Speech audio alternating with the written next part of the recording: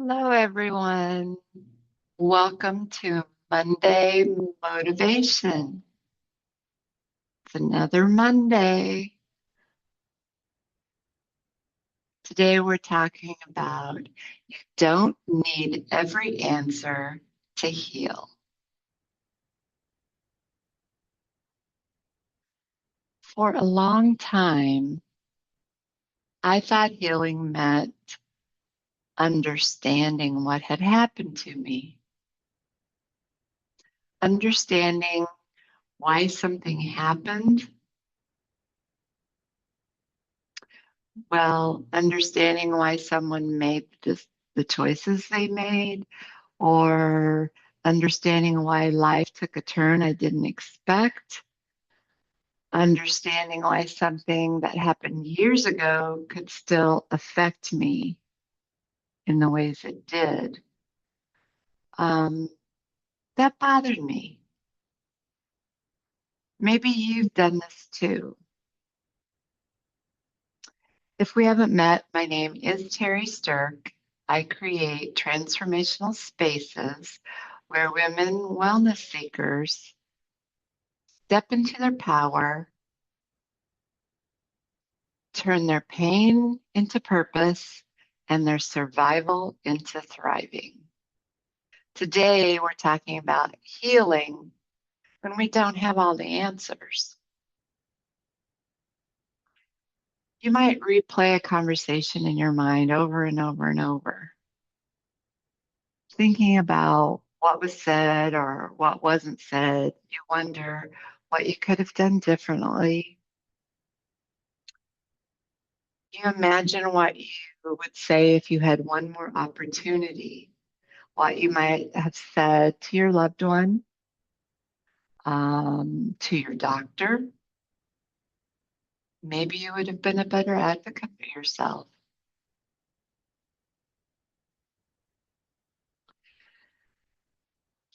Imagine the conversation going differently.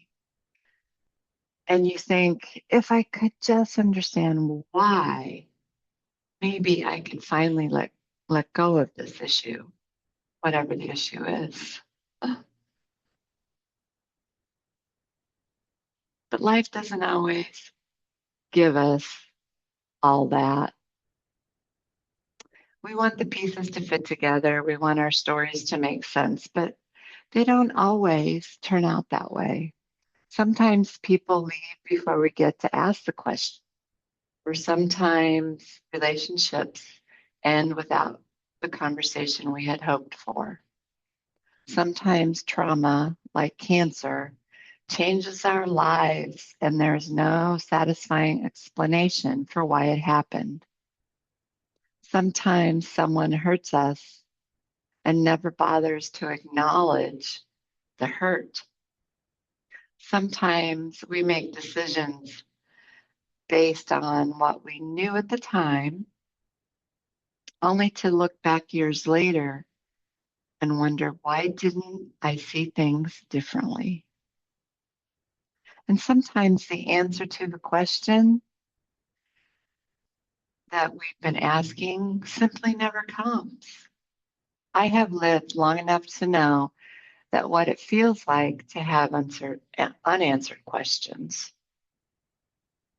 I've experienced illness, grief, and other unexpected changes in my life. I've walked through seasons I never would have chosen. And like many of you, I've had relationships and circumstances that didn't end with everything neatly explained. There have been many times when I wanted to understand why. Why did this happen? Why me? Why didn't I recognize something sooner? Why couldn't the story have turned out differently? Why couldn't have I handled it differently? Those questions are understandable. In fact, our brain naturally tries to make sense of difficult experiences. We look for explanations because understanding can help us feel safer.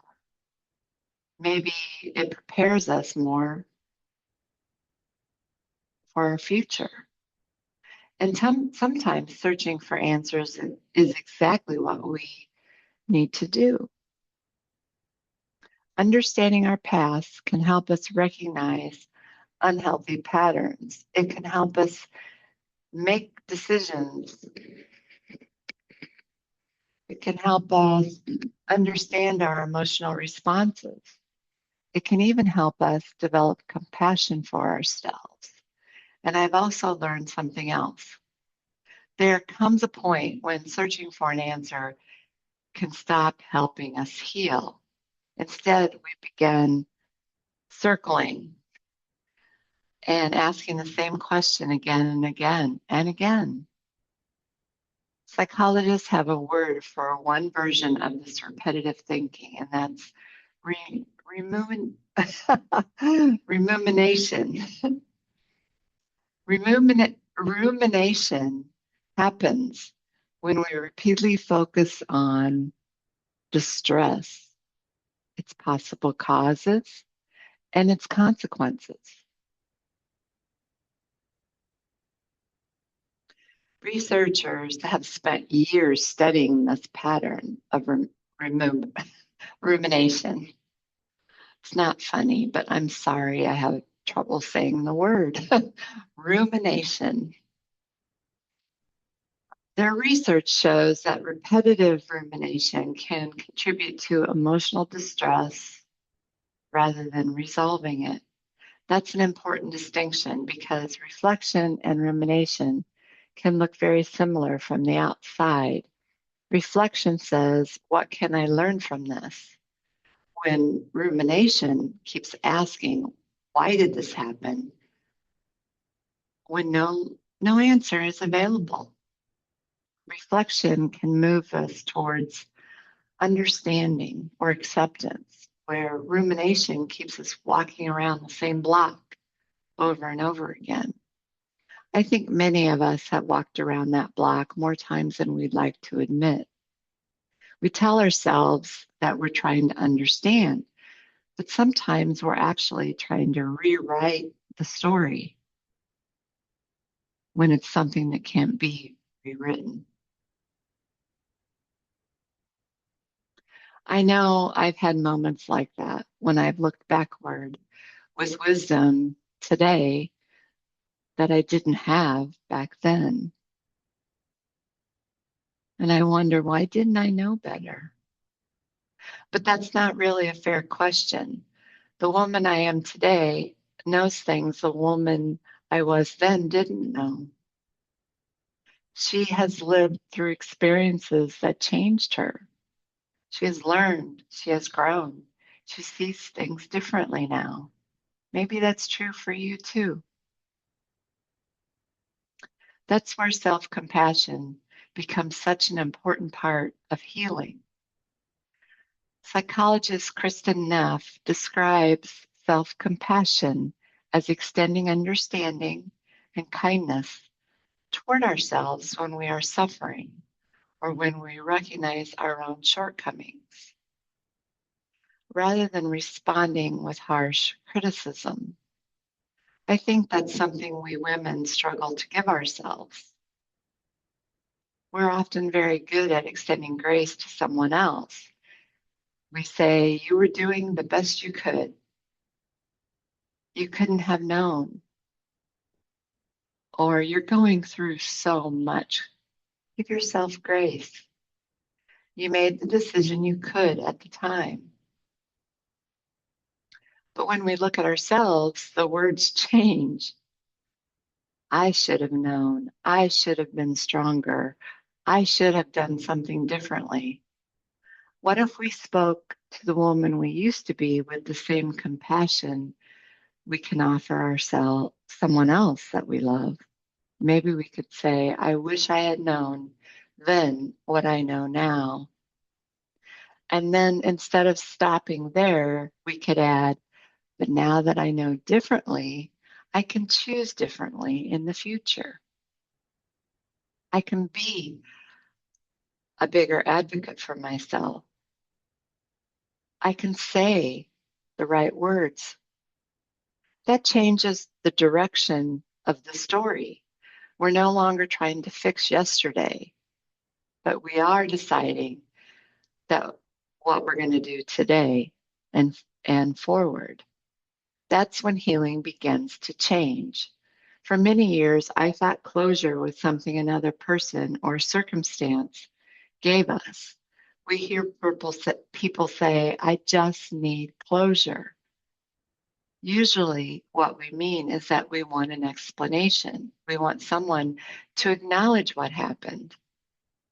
We want understanding. Maybe we think we need an apology, or we want one final conversation. We want the missing piece that makes anything else make sense. What happens when the person who owes you an explanation never gives you one? Do you stay stuck? What happens when the relationship cannot be repaired? What happens when there simply isn't an answer to why your body became sick? What happened when life refuses to explain itself? Do we remain stuck forever? I don't believe we have to say stay stuck. I've come to see closure differently now. Sometimes closure is simply reaching the point where you can say, I know enough. I know this hurt me. I know I wish it had been different, but I can't change that now. I know I cannot change what happened. I know I don't want to continue carrying this pain, this weight into every season of my life. It's not good for me, and it's not good for the people I love. I know I want something different for my future. Acceptance is another word we often misunderstand. Acceptance doesn't mean approval. Acceptance means recognizing what is true. It means recognizing reality.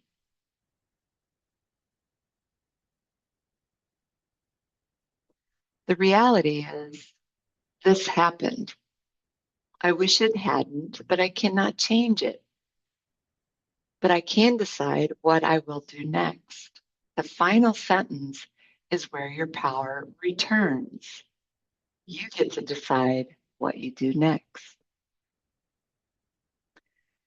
This connects with what we talked about last week when we explored repression and the ways our minds protect us from painful experiences.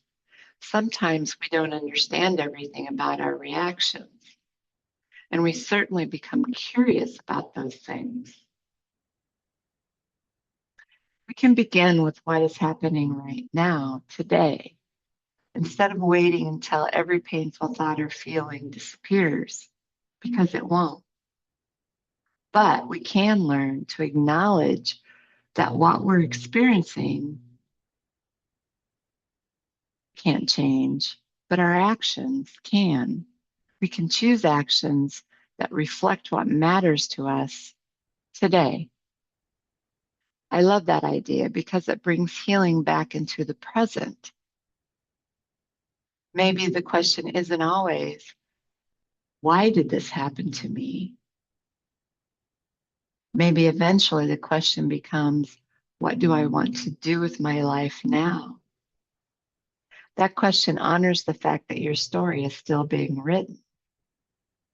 I have learned that healing isn't about returning to the person I was before that difficult season. I can't go backward, and neither can you, but can move forward with greater wisdom. We can create a better normal. That decision doesn't make the painful experience good. It allows us to take something meaningful with us as we move forward. And you can move forward without having every piece of your story perfectly explained. So here's something I'd like you to try this week. When you catch yourself returning, remunerating to the same unanswered questions, take a pause and ask yourself, is there an answer available to me? If you've asked the question repeatedly and there's no information available, there's nothing you can change, ask yourself another question. Is this helping me heal or is it keeping me stuck? And then try replacing why with two simple words. Instead of why did this happen, the two simple words are what now? What do I need now? What can I change now? What can I accept? These questions return your attention to the part of the story you can control, the story where you still have choices. Life rarely gives us perfectly completed stories where every loose end gets tied up like in the movies. And every painful experience finally makes sense. That just doesn't happen. But perhaps healing was never supposed to depend on having all the answers. Perhaps healing is learning to live fully, even when some questions remain. So if you've spent a long time asking why,